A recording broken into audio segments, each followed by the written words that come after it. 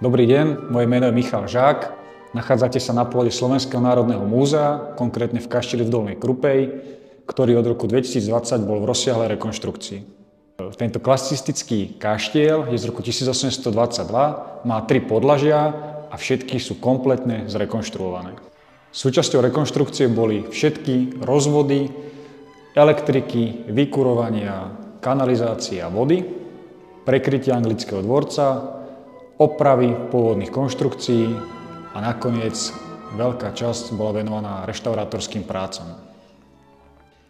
Najzaujímavejšie nálezy v kaštieli sú fresky, ktoré sa nachádzajú napríklad za mnou.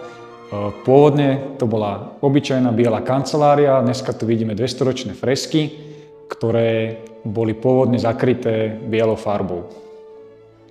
Zaujímavosťou je obnova kaplnky, ktorá bola pôvodne rozdelená hore na kanceláriu, dole na kuchynský sklad. Dneska to je opäť pôvodná dvojpodlažná kaplnka.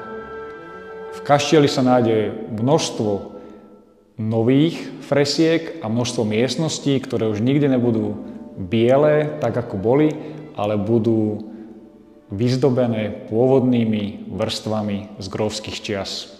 Hodnotnou obnovou je aj hlavné schodisko, ktoré je dnes v imitácii alabastra, ktoré vlastne je jedinečné širokoďaleko a je to špeciálne gletovaných a voskovaných omietok.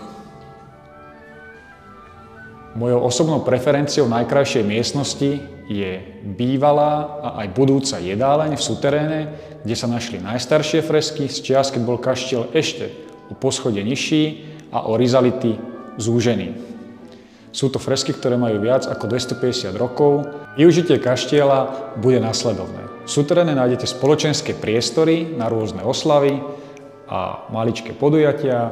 Na prízemí sa nachádzajú rozsiahle expozičné priestory, rozšírené po rekonštrukcii, a na poschodí sa nachádzajú ubytovacie jednotky, ktoré budú slúžiť ako zázemie pre účastníkov koncertov a konferencií, ktoré sa tu budú konať v budúcnosti.